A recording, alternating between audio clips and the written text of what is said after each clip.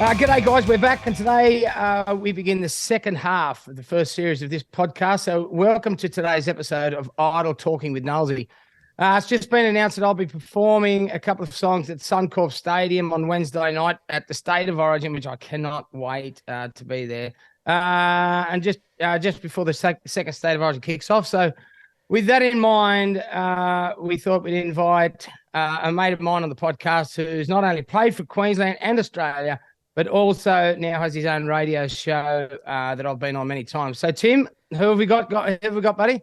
I've got a great guest. How appropriate with State of Origin happening next Wednesday and you performing just before the game. We do, in fact, have a Queensland State of Origin great, a Brisbane Broncos great, an Australian great, and an Indigenous All-Star who also is now the co-host of the Triple A breakfast show in Brisbane with Ranger Stacey. So, ladies and gentlemen, please welcome Jharal Yow Yeh. Yeah. Thanks for having us, gentlemen. Thank you so much for having us, and we look forward to having you. Nollsie too in the enemy territory for you up in Queensland, only not too far away, mate. I know, mate. No, I'm looking forward to it, really. And, mate, a State of Origin is just, I think it's the best three games of footy in any code for the whole season. I think, mate, I really love it. Since the boys have been little, we've always gathered around the TV, and I did the same thing with my dad when I was a youngster on the farm. So really looking forward to it. Get to take a couple of the boys to my elder boys anyway to the footy as well. So they're champing at the bit. So it should be a great night.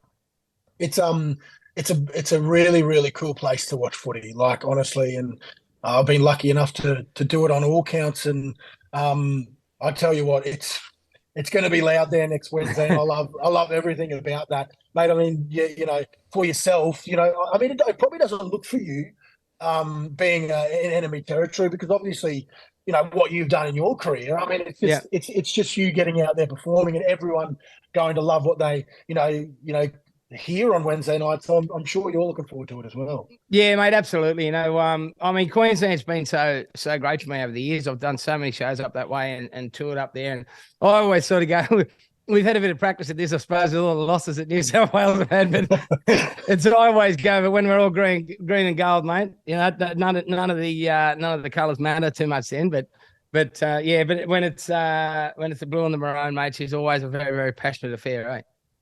It is, and I think this time of the year, you've already seen, if you've been around Brisbane, and people that listen to this podcast have been around Brisbane. Queenslanders are just so weird how much they love the game of rugby league. Like, it starts weeks and weeks out. Like, you see cafes, bakeries, shopping centres, just everything is Origin. So it's not only a good thing for the players to be able to represent their states and, you know, try and fight their mates, which was one of my favourite things to see. But it's also great for, you know, people all around Queensland and New South Wales to be able to witness. Yeah, absolutely, mate. I've always been really envious of the passion, just the sheer passion that the Queensland supporters and players have. I mean, they just always find a way to win. They find that little bit extra. And blokes who, you know, might have just got a start in the Queensland team and that are relatively unheard of can the game for them as well. Plus all the stars that stand up every time, you know, they just find that something extra. So there's definitely something, the passion in the jumper up there is something, you know, to absolutely be blown away by in my opinion. And I always sort of wonder where that staunch just never say die attitude for the New South Wales boys goes sometimes. But anyway, well, hopefully they'll bring a little bit on Wednesday night. Yeah, I think, you know what, I think the damage that Queensland had done, you know, in that 8 in a row is pretty tough for a lot of these boys. This is the way I see it. A lot of these players that are playing right now witness that, watch that. And I think for those boys, it's hard to go, well, we never grew up watching people win back to back to back to back. So for these boys now, they're trying to find their own dynasty and they're trying to find their own way through this blue jersey. And,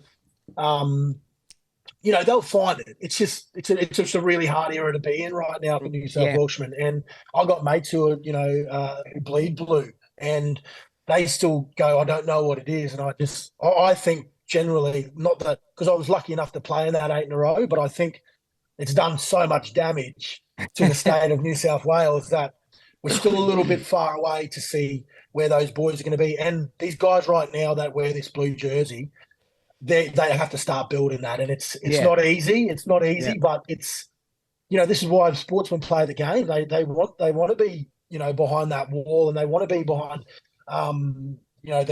the controversy and everything that comes with the game. But I've got no doubt that New South Wales will put in a good. It's not going to be an easy game on Wednesday. On Wednesday, it's definitely never is an easy game. But for some reason, Queenslanders do like to get in that grind, and that's been something that we've built on in the last 10 years.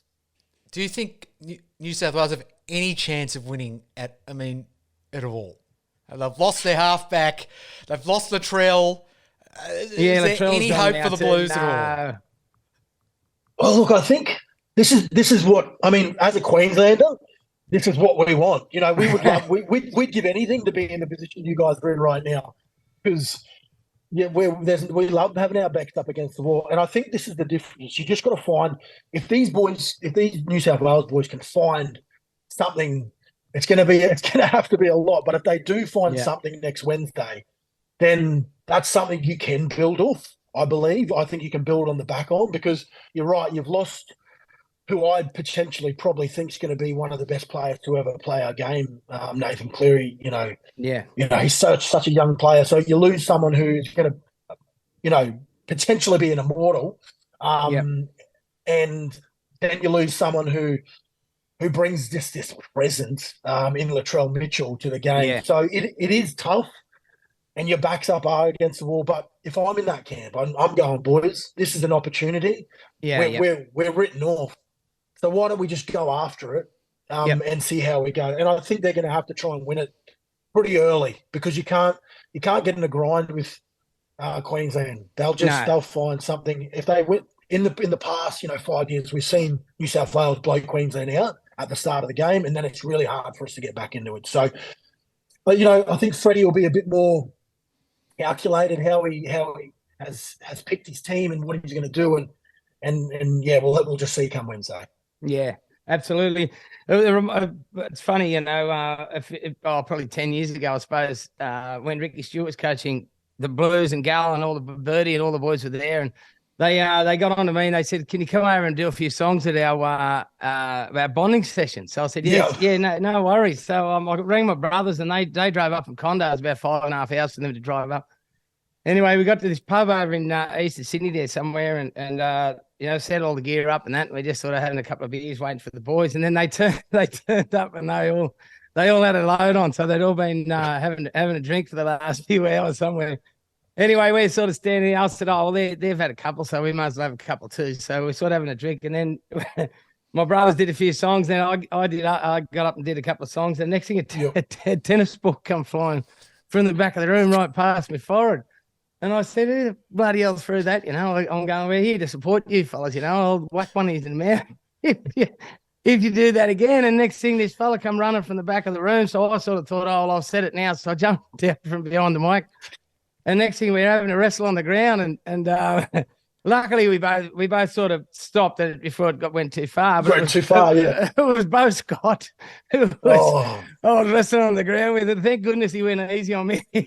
But I can tell you this: he's a serial killer, Bo. So. I know. I didn't know who it was, and he just come running from the back, and I went, "Oh, I've said it now." So I jumped out, and we started wrestling on the ground a little bit, and then we both sort of, woke up to ourselves and stopped. But thank goodness, because before he tied me in a knot, I'd say he probably would have. But it was pretty funny. Did they win the game? They won that first game, yeah. Well, there you go. There's where it's Nollsie. That's where it's going all wrong for you, mate. You're going to have to go in camp, pick the biggest, ugliest bloke, and have a wrestle with him. Mate, my wrestling days are long behind me, brother. I'll tell you what, but. I actually caught up with Birdie last Friday at Mick Fanning's golf day, and we had a bit of a laugh about that one.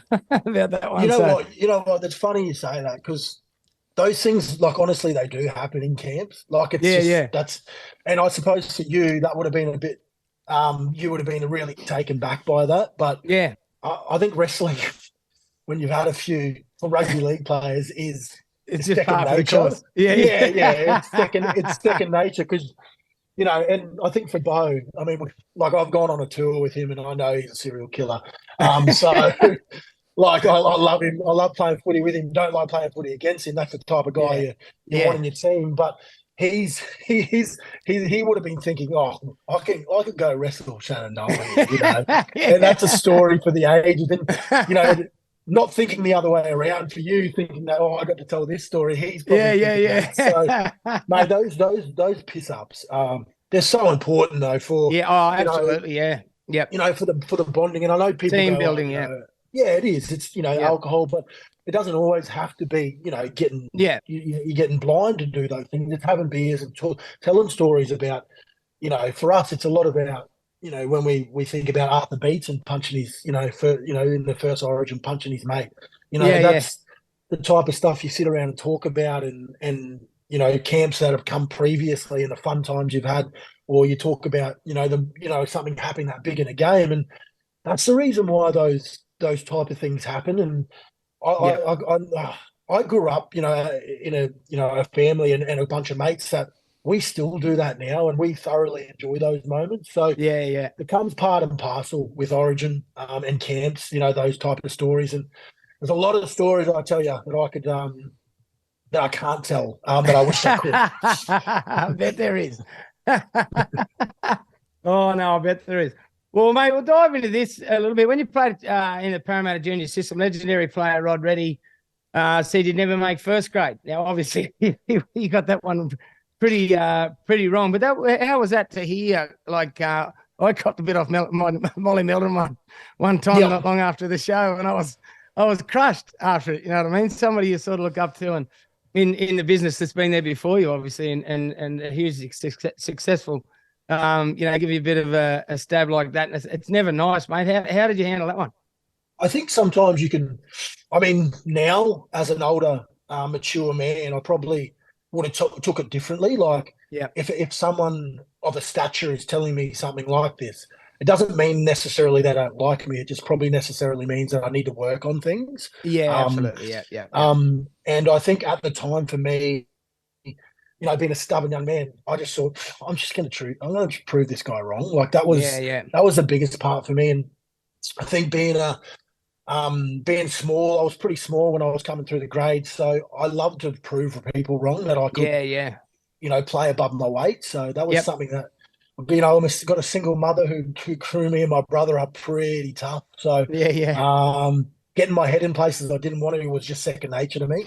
Didn't really bother me as well. So I took Rod's his advice, and I just ran with it and thought, I'm going to go back to Brisbane, and I'm going to try and do my best to be the best footy player that Jharal Yow Yeh can be. And once I took that back and had that mindset, and I think it just started. It was really weird. Everything sort of happens for a reason, and you've probably had this in your career. That some things fall down, but other doors open as well. So that was a really, really big part of, a big door opening for me in the right place, and that was probably Brisbane. Yeah, absolutely, mate. I totally agree. I think a lot of times that drive when you've been someone's had a go at you or whatever, it can really drive your performance to take it to levels that you may not have thought you could go, but that just wanting to prove that person wrong and wanting to show them what you're made of is sometimes the best sort of medicine that you need to really kick you into gear. I've found that over the year. Yeah, definitely. I mean, mate. You're definitely a perfect example. The first Australian, that was a household thing for us when I was a young fellow, watching you go through that. And for you, that must have been to not make that to not win that. Yeah, well, that would have been tough. I mean, that would have been tough because you're there, and absolutely. And then everyone's seen Guy do and what he does and take, go to the next level. So I mean, you've definitely lived that, mate, and it's a credit to yourself to see you where you are right now and still doing it at the top level. Thanks, buddy. Yeah, mate. Yeah, it's definitely one of those things that you just push harder and go, well, I'm gonna show you. You know, I'll show you then. So, did he ever apologise, mate? Or? No, I don't think he. I actually don't think he did. I actually lost his number after that, so he probably tried to call me, but he probably tried to call me Rocket. But look, I honestly thoroughly enjoyed my short amount of time I had with Parramatta. My late great grandmother was a massive Parramatta supporter, so he was sort of really happy for me when I got to go down there. But it just wasn't like honestly, it wasn't a fit for me as well. Like I'm born and bred. You know, my family from up north, but I'm born and bred in Brisbane. So it just fell into place that the place that gave me my big break would be, you know, the club that I actually hated the Broncos. So growing up, because they were so good, mate. Like I just hated them because they were so good. And I was a sort of a kid who enjoyed the underdog story. So I never followed them. But I suppose until you step foot in a place in a place like the Broncos, it's something else. When you were given that Queensland jersey in 2011 or whatever it was, how did it feel? I mean, did it change you as a person? Did you feel like you grew another foot? Because this is what they say happens. Yeah. Well, look, I definitely didn't grow a foot until I wear on the field, because the whole time I was need to change my undies every 5 minutes, thinking about having to run out on, and take on a side.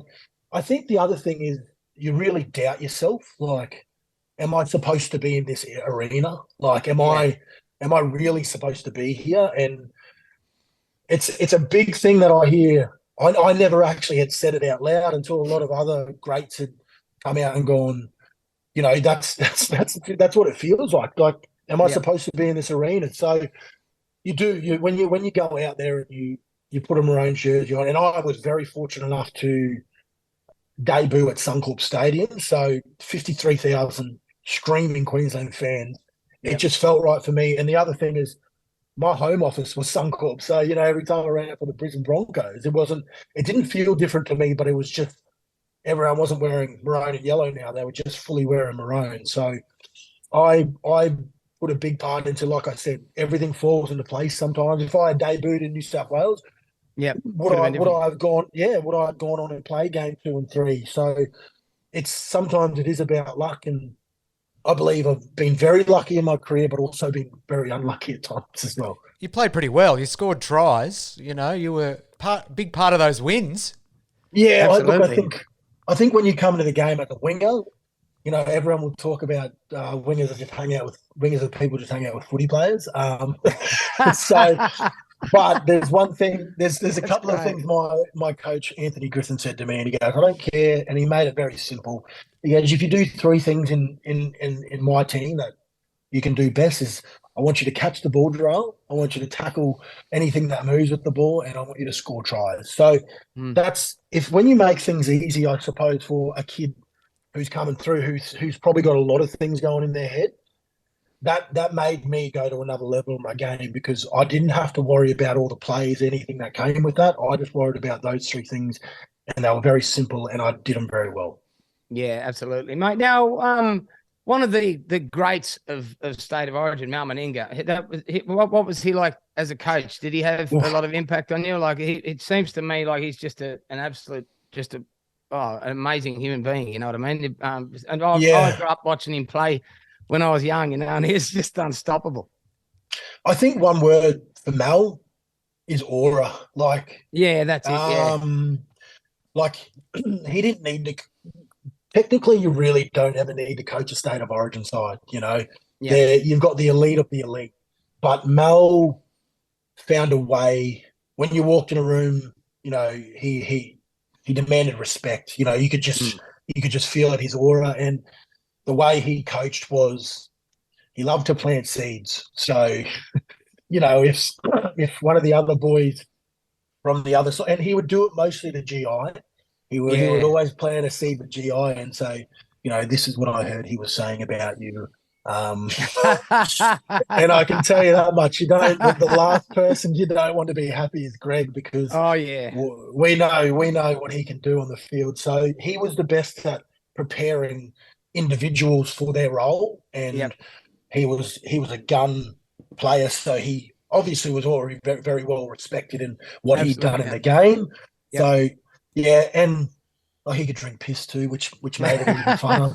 To be around, because it's important to, like, you've got a coach who wants to be around those younger guys, and he's a bit older, but yeah, he can stand it with a lock. Man, he could drink some piss. So it was enjoyable to be at camp. He's a big man, that's for sure. Oh, So, mate, he's a big boy. Yeah. So, but speaking of Greg and GI, like, what was it like with playing with Billy Slater and Darren Lockyer and Cameron Smith? Like, they were just, an amazing, backbone of the side that carried so much, achieved so much success over that period. Yeah, mate, I feel so humbled to be able to say that, I've got a little boy, I've got another little one on the way. I'm going to be so humbled to be even say that I stood on the same park as them. So yeah. And I was part of, that dynasty with those guys. So, in a way, you feel so privileged because they're future immortals, in their own right, and now they get to pass the torch to these guys. But I mean, just a few things. I mean, you knew Cameron Smith wanted to win all the time when we were playing. The way he spoke. I mean, this is the other thing about the Queensland side. Lockie was the captain, but he wasn't the only leader in the side. There was so many guys who led that side and who could speak at halftime, and people would listen and shut up. So to be in the I suppose in the realms and the arms of those type of guys, to be able to play footy with them in general, whether it was for Queensland or not, it was a special moment. And I actually just spoke to Benny Hunt and Daly Cherry Evans this week about what it's like to have those guys as coaches, because I've never had them being a coach. I've had them being in the side and teaching them things. But they take a different perspective of how they see the game now.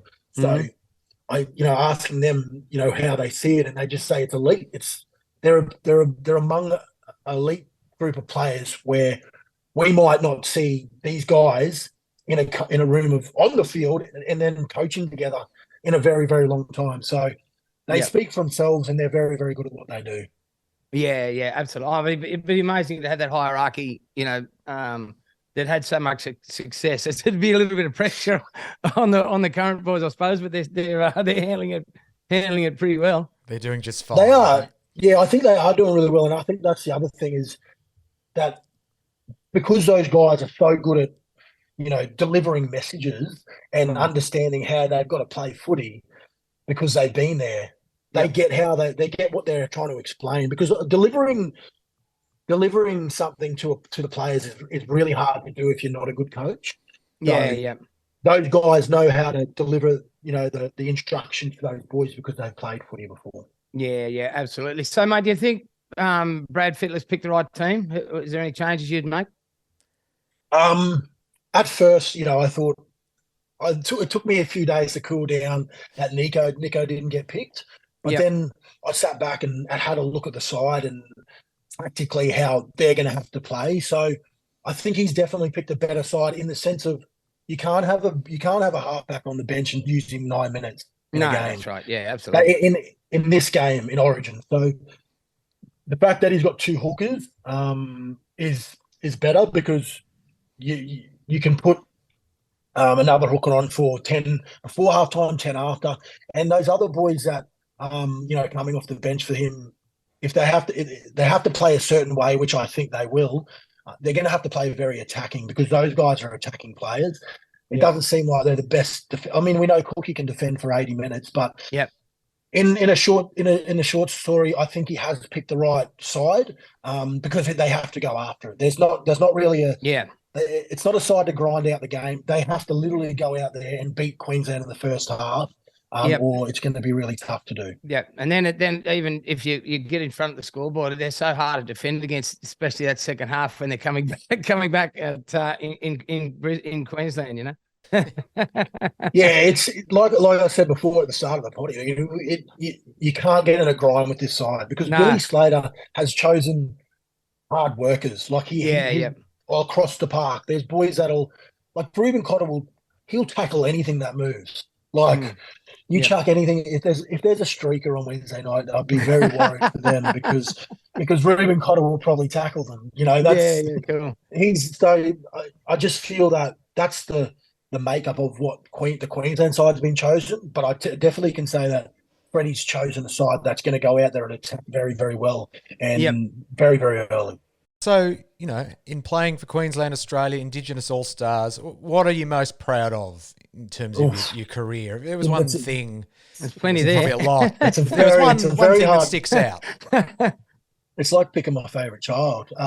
It's a tough one to choose. I mean, you know, I'm a proud Indigenous boy, so you know Yeah. that it ticks a lot of boxes for me because of you know where Yeah, I for come from, sure. who I am, my culture. The honor to play for your country is just it's it's different as well. It's just when you put that jersey on, you just feel a sense of honor and humbled to be a part of you know some of the best players that have ever played for your country. So Yep. and then Queensland gives you a different type of pride because you know just like New South Wales do, they you know we play for the people who you know, who are out west who do it tough in droughts, who up north who do it tough in, you know, tornado cyclones. You know, it's a really hard place to and put my finger on. I wouldn't be able to choose. I mean, the Broncos even like I've I just love Brisbane so much, and I love the fans that come with, you know, what Brisbane, you know, have the makeup of. So I wouldn't be able to choose one, Tim. I just wouldn't. It's really hard because like I said, I just love every jersey that I've ever been able to put on. Have you played in the knockout? The knockout's she's a wild mate. I tell you what, that's some of the best footy you'll see. The hardest football. I love watching it. They just go berserk in the knockout. That's great. You know what, Nollsie? I actually haven't because when I was coming through as a young fella, obviously we didn't really have anything like that in Queensland. We have a Yeah, Queensland of course. knockout comp now, and coming through, it was very frowned upon to go. And if you played for, you know, Yeah. the Broncos, it was frowned upon to go and play in that league. And Yeah, a of lot of course. black, no, don't get me wrong, I've seen a lot of black fellas that had contracts do it. Yeah, That was a yeah. no-no, but I was a bit of a goody two-shoes, so I wouldn't do it because Wayne Bennett was still around at the Broncos Yeah, then, you know, at right. that Say no time. more. So I don't think I would have played much first grade if I didn't listen to Wayne. Absolutely. So, mate, are you still involved in league in any way? And what does a week like this involve? You know, leading up to the second Origin as an ex-Origin player. Yeah, not so much too much footy. I mean, obviously, I was at the Broncos for 14 years. So, you know, basically half my life. I'm Yeah. 33 now, so it was a big chunk of my career, and you know, I had so much fun, made so many friends there. But obviously, when COVID happened, it was really Yeah. hard to keep everyone around. So stepped away from that. Fell into this thing called radio. um, didn't know how I was going to go, and you know, now I'm lucky enough to have my own brekkie show with Ranger Stacey, and I also work for Den and Kemp. I sell bloke beer all around Queensland as well, which is it's fun to do. Like you know, drinking it's good enough, but being able to sell it as well is enjoyable. You know, meeting all publicans around Yeah. Queensland is a really fun thing to do as well. But you know, this week, like I said, it's huge for us here in Brisbane. I don't really travel too much anymore when it comes to going to others, you know, to New South Wales or to Adelaide when it comes to Origin. I try to stay home as Yep. much as I can because obviously I've got a little boy who's 2.5 and Yeah. a pregnant wife who. Congratulations, brother. That's awesome. Thank you very much. Yeah, he will kill me if I go Yeah. if I go anywhere. So Yeah. but Brisbane's massive. Like there's so many speaking engagements to be able to go do. You know, Yeah. go talk about the you know the great place of Queensland. So it's a really enjoyable thing to do in Brisbane this time of year, and I cannot wait till next week comes because I'll have my hands in everything. No, don't you worry. I'll be everywhere. Awesome. That's great. Mate, so it's amazing what you've packed into your career so far, man. 14 years at the Broncos and you're only 32. That's crazy, but it's amazing. Now you're head first into a radio career, mate. Great stuff. So Your footy career was cut short by leg injury nearly 10 years ago now. That would have been very challenging.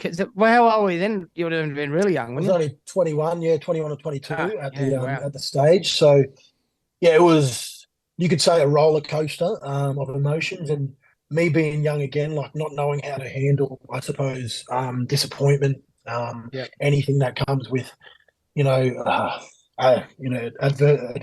I didn't really know how to navigate my life through that. Yep. Also, if you asked me 10 years ago if I'd be able to speak this good, I can talk under wet cement, right? Like, and that's something that I've sort of, navigated my life through as well. I've gotten better at, but it was a really tough period. I got addicted to, pain, prescription painkillers for a very long part of my life, which, health problems come with that. And, depression, I didn't know what that was back then. I didn't even know that was a thing to be depressed, but it's something that it was a challenge that I went through life with. And I'm so happy I did, because I wouldn't have all this successful stuff. I wouldn't have my wife. I wouldn't have my kids, because I believe I would have been down another road. So yeah, it's a sort of silver lining, me breaking my ankle, because I'm not sure where I would be. I'd obviously be hoping I'd still be playing footy, but would I be this, all put together young man that I am today? I don't think so. I've got all these life skills that I've got at 33 that I probably wouldn't have if I was still playing the game of rugby league. So you could say that, I did cut. My career got cut short, but like I'd pretty much done everything as well that I wanted to do in the game. There wasn't much else for sure. No, well, I just you wanted wanted to win a grand final, just a grand final. If I'm going to be a bit picky, I didn't get to win a grand final.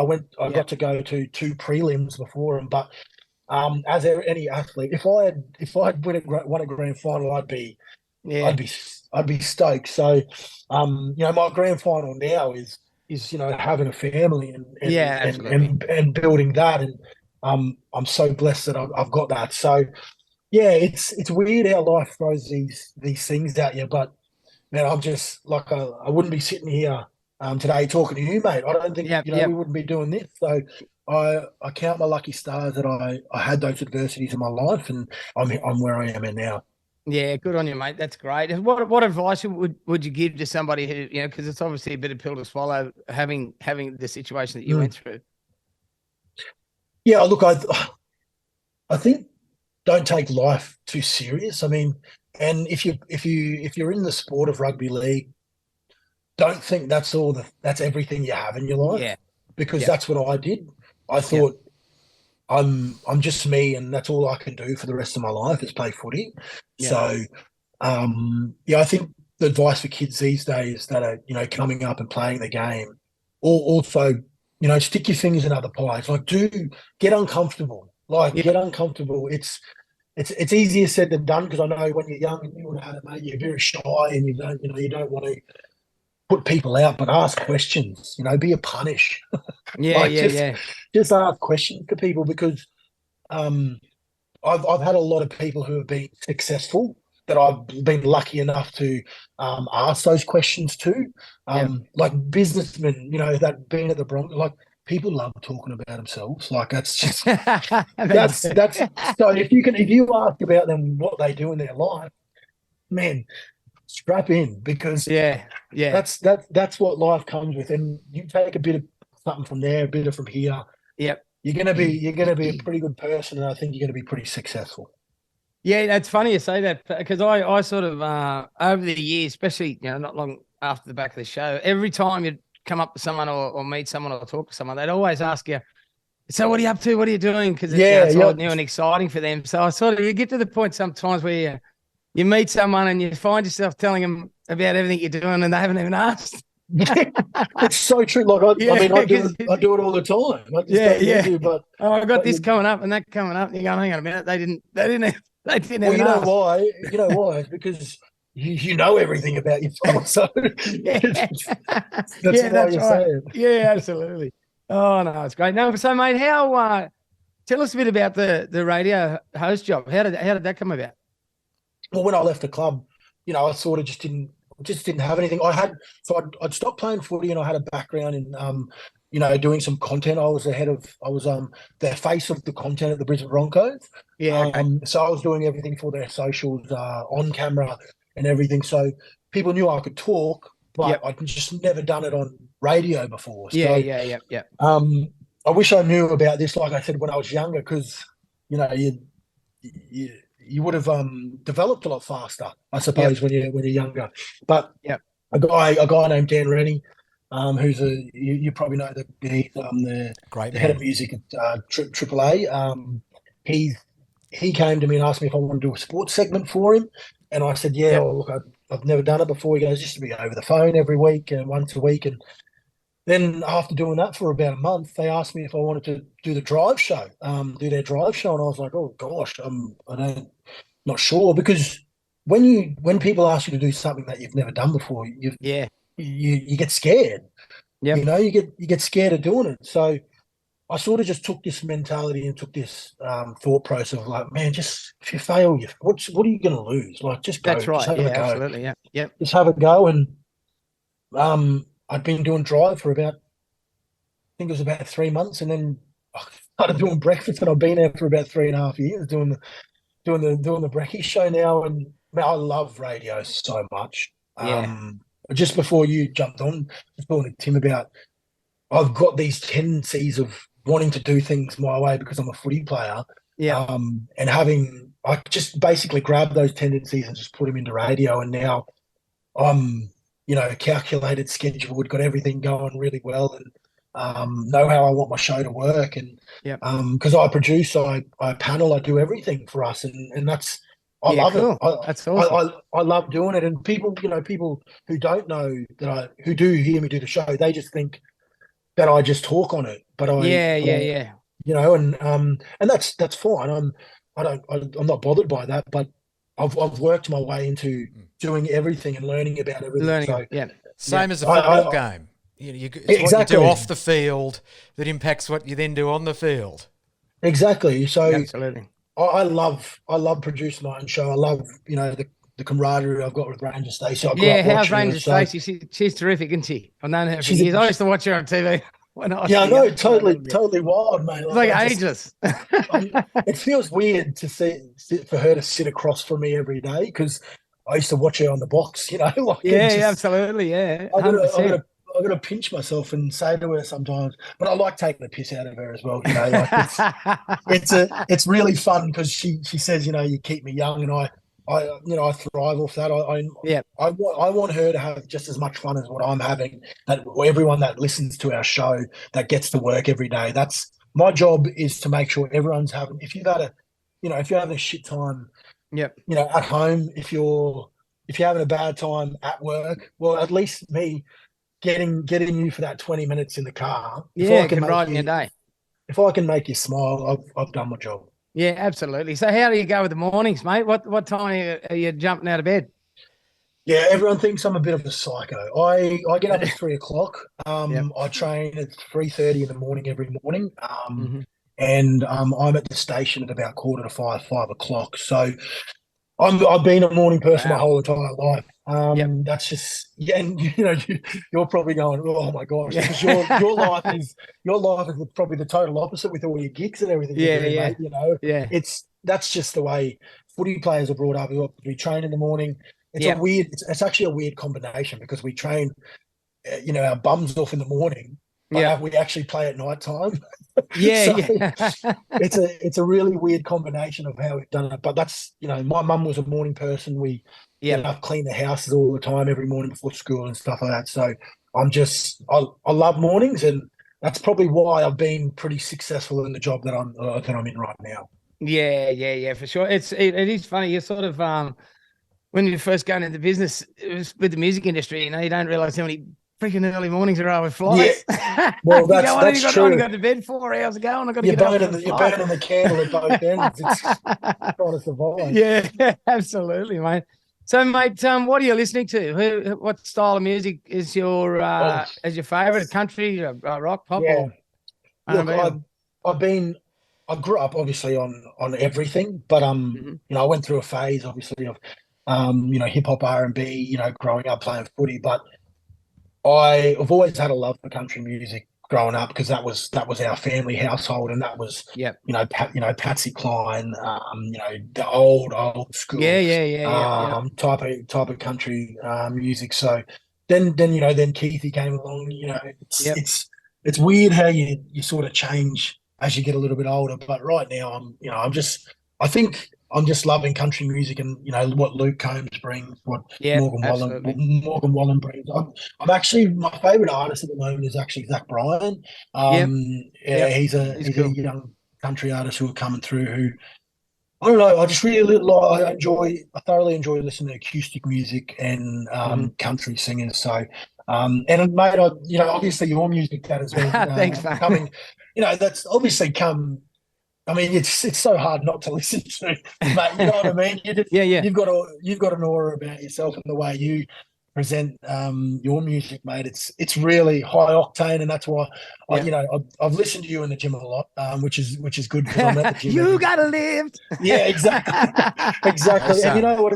It's funny, mate. Had a lot of mates that went to Mick Fanning's Oh yeah, yep. golf day, and one of the boys was saying you got up and did you do a little song? Did you? Yeah. They had a karaoke machine on the Mad Huey's golf on the golf hole side. Of course, so of course, those boys would. Yeah. So I did What About Me there, and then everyone was sort of talking about it a bit when we got back to the clubhouse. I think some bloke said he was going to donate 50 grand if I jumped back up and did it again. So I got back up there and started singing, and then the whole room just burst into song, and they did the whole chorus and everything. I don't know if I donated the money, but it was a really nice little moment, You know what? I'm not trying to turn the interview here to potty, but how does that feel for you? When you go places. I'm lucky enough I get to interview some pretty cool people, but here in Australia, watching your music go everywhere. When you go and play somewhere in a big crowd and people sing your music, what feeling like?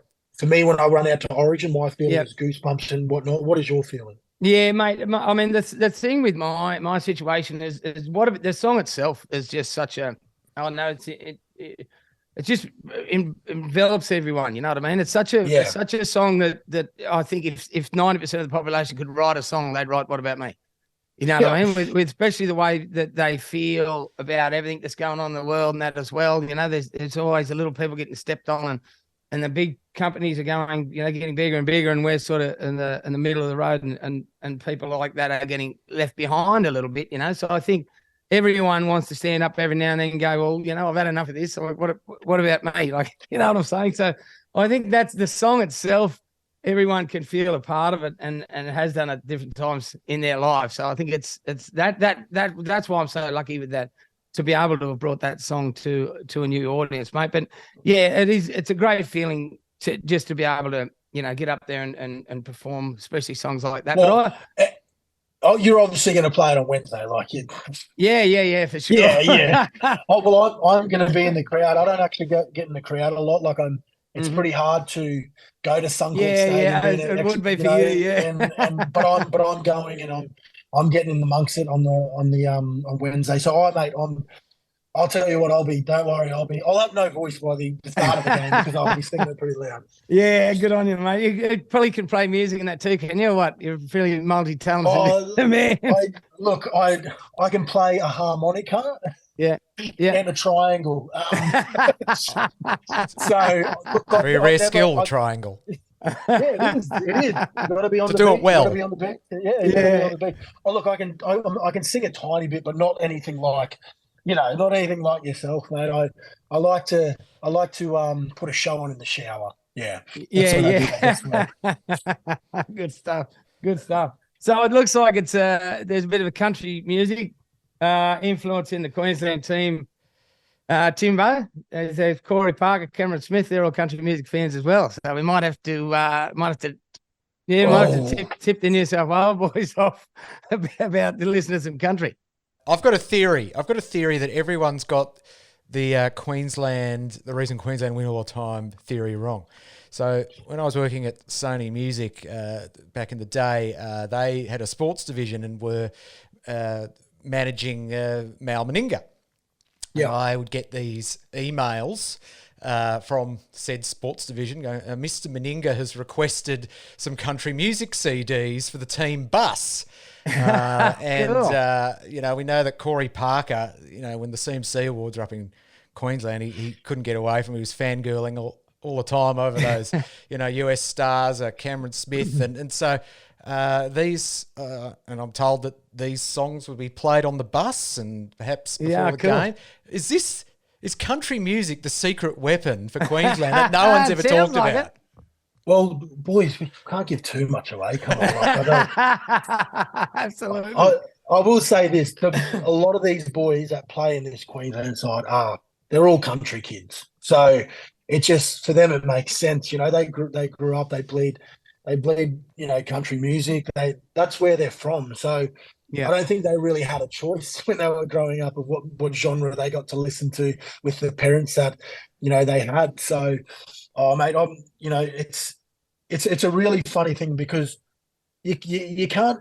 Not everyone can be on a bus and rap every word that a rapper's got. You can't. No, that's right. Yeah, you can't sing every pop song that a pop singer's, you know, always going to sing. But I tell you what, you put a country banger on that everyone knows, everyone's going to sing it. Yeah, no, great point too. A great point. Absolutely, 100%. I'm down with that, mate. So, obviously you've done so much in you know, in still being very young. What's the future hold, mate? Continue on radio or any aspirations for TV hosting or anything like that? You'd be great at that too.